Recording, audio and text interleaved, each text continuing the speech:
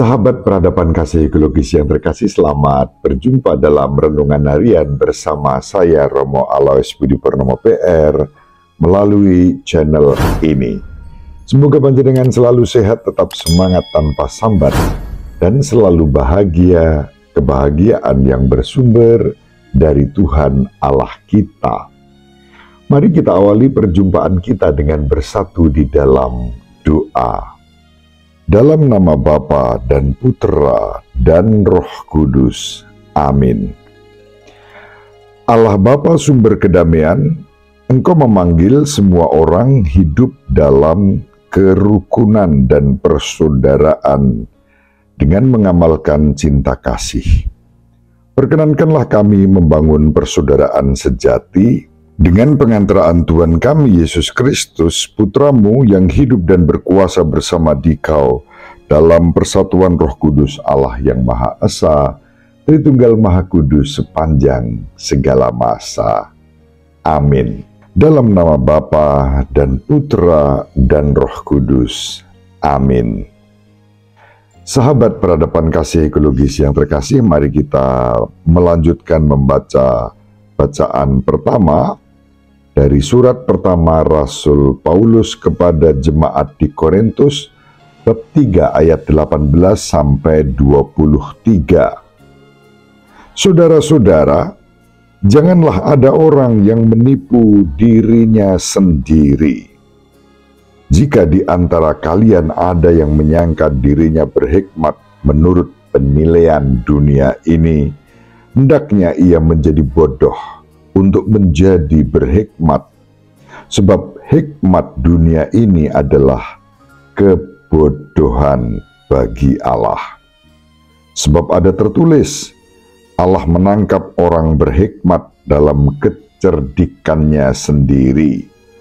Dan di tempat lain, Tuhan tahu rancangan-rancangan orang berhikmat, sungguh semuanya sia-sia belaka.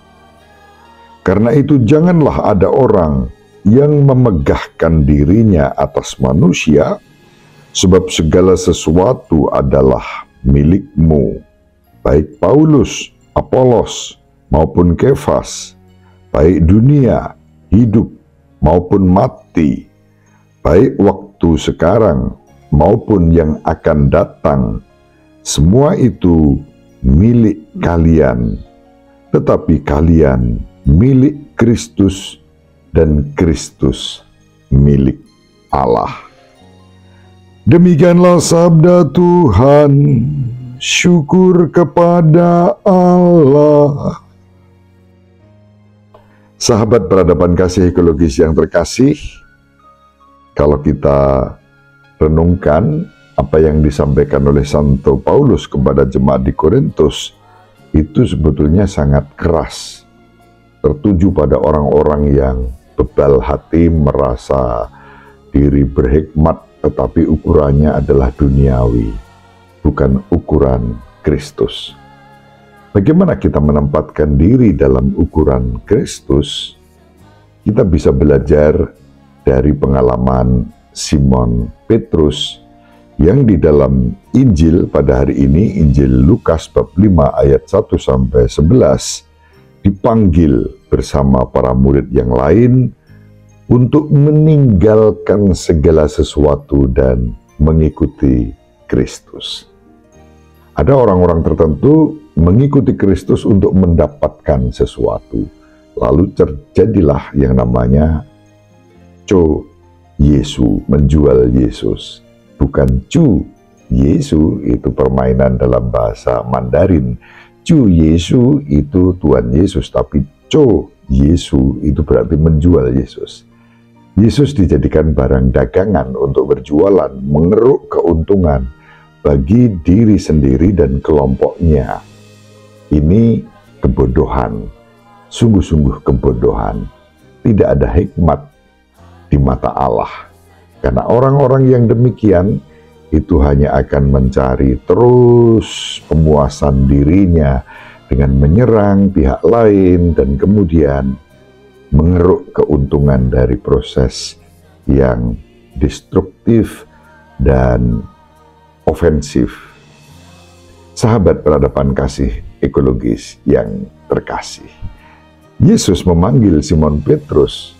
Ibaratnya Santo Petrus itu bersama teman-temannya tentu saja yang dipilih, dan kita imani diteruskan dalam tradisi rasuli melalui pelayanan Servus Servorum, hamba segala hamba, primus inter pares, bahwa Petrus dipilih oleh Allah untuk menjadi pemimpin di antara para rasul.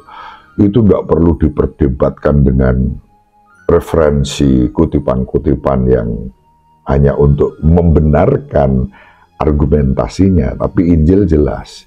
Tuhan Yesus memilih Santo Petrus di antara 12 rasul lainnya menjadi pemimpin, dan Yesus Tuhan kita bersabda, "Gembalakanlah domba-dombaku.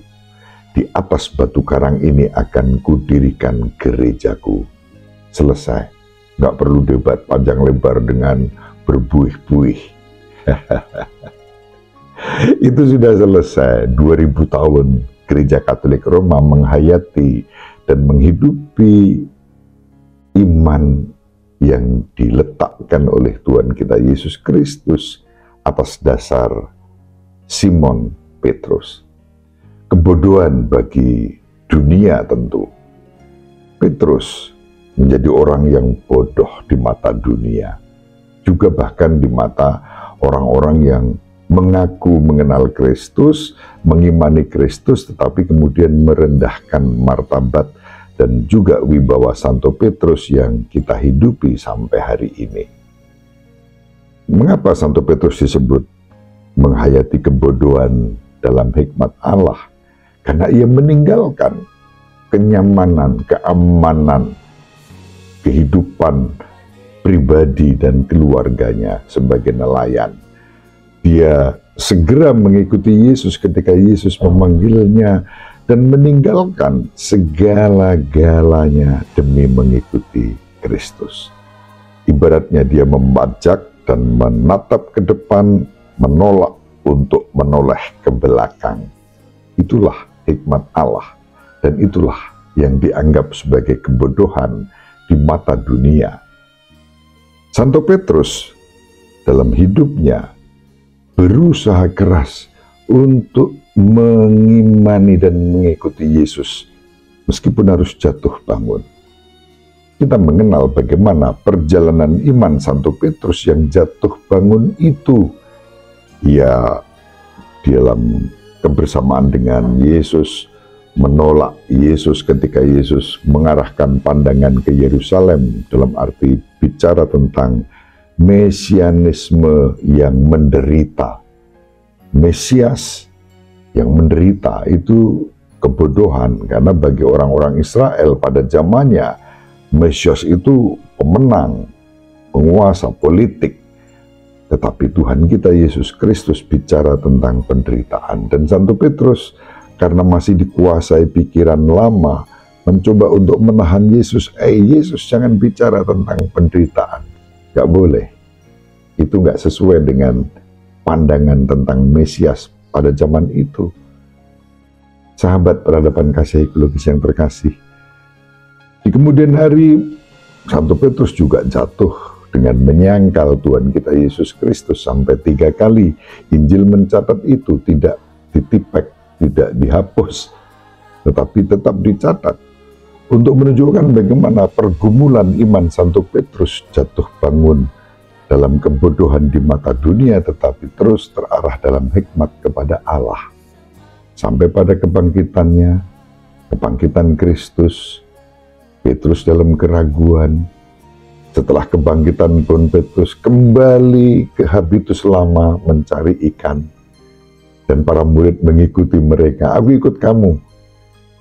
Sahabat peradaban kasih ekologis yang terkasih, ketika Petrus jatuh, ia bertobat, kembali mengarahkan hati kepada Kristus, memandang wajah Kristus dengan segala penyesalan, dan kemudian pertobatan itu dihayati sedemikian rupa hingga dia bisa mengajarkan bagaimana kasih Allah sungguh nyata di dalam kehidupan kita.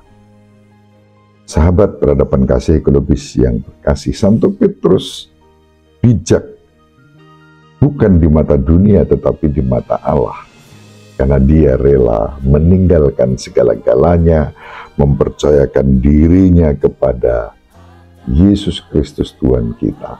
Hal yang sama juga dihayati oleh Santo Paulus, yang tadinya menyerang, bahkan menganiaya, menangkap, membunuh orang-orang yang percaya kepada Kristus. Dia sendiri kemudian meninggalkan habitus itu. Bahkan Santo Paulus juga dipandang bodoh di mata dunia ketika dia justru mewartakan Kristus yang sebelumnya itu terus diserang melalui para pengikutnya. Sehingga Yesus menampakkan diri dan mengatakan, "Mengapa engkau menganiaya aku?" Sahabat peradaban kasih ekologis yang terkasih, Tuhan kita Yesus Kristus adalah satu-satunya yang dapat membawa kita masuk ke dalam puncak kemuliaan, yaitu kehidupan surgawi. Maka dengan mengandalkan Tuhan kita Yesus Kristus sebagai manusia-manusia rohani di dalam Kristus, kita juga akan menjadi pribadi-pribadi yang berpijak di bumi ini, menerima realitas dengan rendah hati dan penuh syukur, dalam semangat menghargai, menghormati. Apa gunanya menyerang gereja yang sudah 2000 tahun bertahan, yang dihidupi oleh khususnya Gereja Katolik Roma? Anda, para penyerang terhadap iman Katolik yang juga merasa diri mengakui Kristus, justru merendahkan martabat Kristiani yang panjenengan akui itu.